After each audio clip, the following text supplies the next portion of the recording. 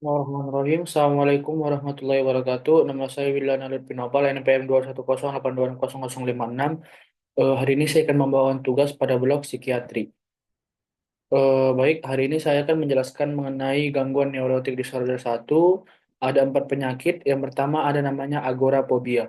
Agorafobia ini gangguan kecemasan yang biasa terjadi di tempat keramaian atau tempat umum, gangguan panik, peristiwa traumatik, berlangsung sekurang-kurangnya 6 bulan dan mengganggu fungsi sosial dan pekerjaan.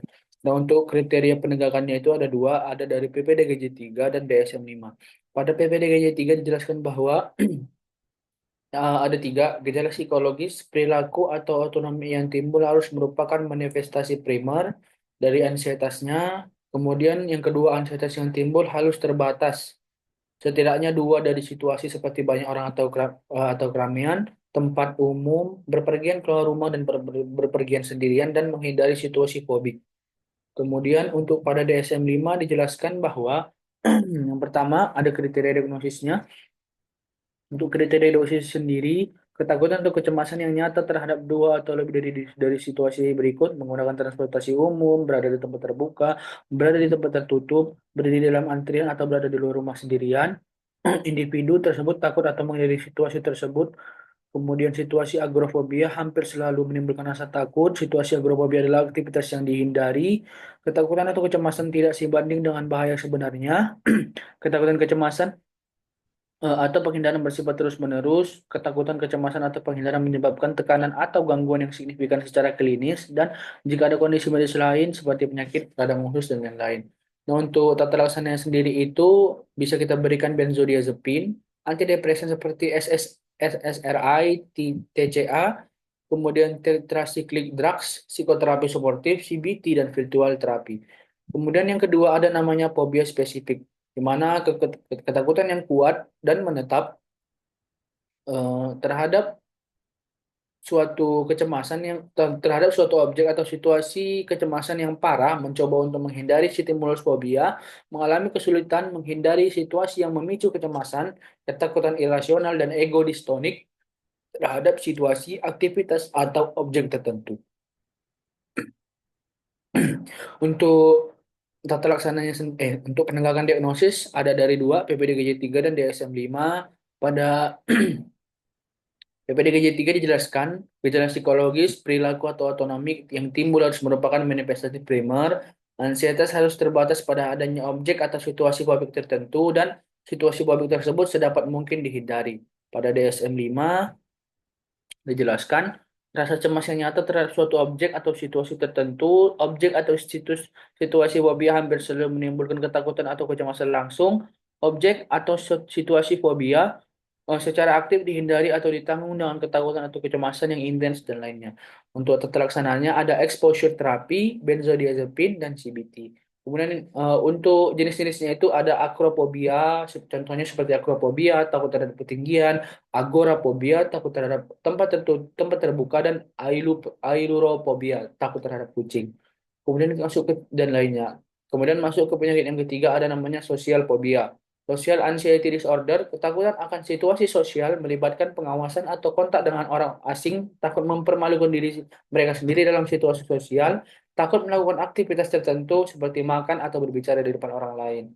Untuk tata laksana, untuk penegakan diagnosisnya ada dua juga, ada yang dari PPDGJ 3 dan DSM-5. Pada PPDGJ 3 dijelaskan gejala psikologis, perilaku atau otonomik yang timbul harus merupakan manifestasi primer, ansietas harus mendominasi atau terbatas pada situasi sosial tertentu, dan menghindari situasi fobik harus atau sudah merupakan gejala yang menonjol. Kemudian pada DSM 5-nya dijelaskan ketakutan atau kecemasan yang nyata terhadap satu atau lebih situasi sosial, kemudian individu tersebut takut bahwa dirinya atau orang yang dilihatnya akan bertindak dengan cara atau menunjukkan gejala-gejala kecemasan. Kemudian situasi sosial hampir selalu menimbulkan rasa takut atau cemas. Situasi sosial dihindari atau dijalani dengan ketakutan atau kecemasan yang intens. Ketakutan atau kecemasan tersebut tidak sebanding dengan ancaman sebenarnya. Ketakutan, kecemasan, atau penghindaran bersifat terus-menerus, biasanya berlangsung selama 6 bulan atau lebih.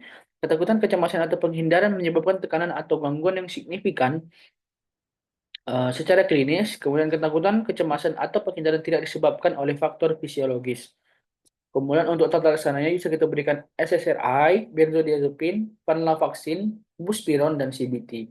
Kemudian kita masuk ke penyakit yang terakhir, ada namanya obsessive compulsive disorder atau yang dikenal dengan OCD. Terdiri dari dua kata, ada obsesif dan kompulsif. Obsesif ini yaitu pikiran, perasaan, gagasan, atau sensasi yang berulang dan mengganggu. Kompulsif itu perilaku yang disadari berulang seperti menghitung atau memeriksa atau menghindari. Nah, ditandai dengan beragam gejala, pikiran yang mengganggu, ritual, preokupasi, dan kompulsi menyebabkan stres, etiologinya seperti biologi, perilaku, dan psikososial.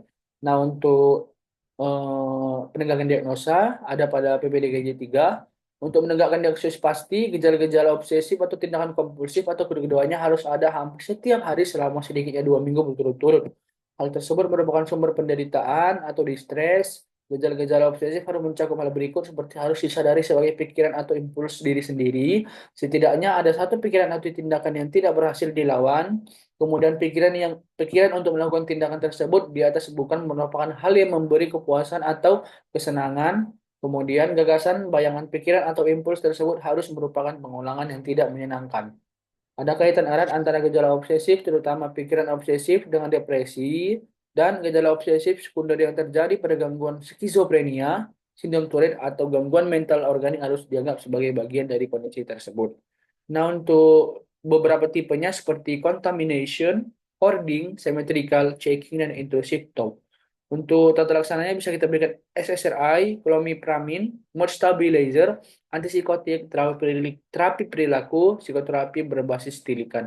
Ini untuk referensi yang saya ambil, mungkin cukup sekian yang dapat saya sampaikan. Apabila ada salah kata, saya mohon maaf. Kepada Allah saya mohon ampun. Sekian, Assalamualaikum warahmatullahi wabarakatuh.